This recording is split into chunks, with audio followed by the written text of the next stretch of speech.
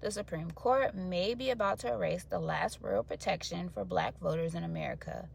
The Supreme Court just signaled it may limit or even dismantle Section 2 of the Voting Rights Act, the part that protects the ability of Black and minority voters to elect representatives of their choice. If that sounds technical, here's what it means in plain terms.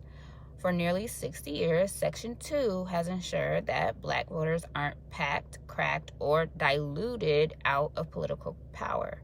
It's why Louisiana and other southern states have multiple Black majority districts today. Without it, those lines can vanish overnight, and so can much of the representation that came out of the civil rights movement. The Justice Department and Louisiana's Republican leaders argued that creating a second Black majority district gives race too much weight in redistricting.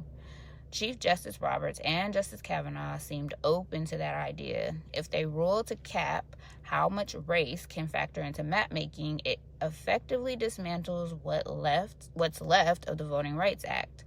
Why does this matter to regular people? Because your vote's power depends on how those district lines are drawn.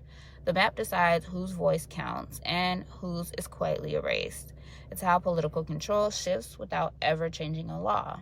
History tells us this script. In 2013, the Supreme Court gutted Section 5 of the Act, the preclearance rule that required states with the racist voting histories to get federal approval before changing election laws.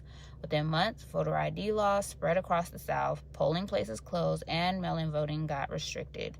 Voter suppression didn't return, it evolved. Now, Section 2, the last defense, is on the chopping block. It's not about colorblindness, it's about power. When race stops being a factor in protecting representation, race starts being a factor in erasing it. Follow me here for updates, check Instagram for visual breakdowns of these cases, and subscribe to my Substack for the receipts, where we trace every rollback of civil rights from 1965 to today.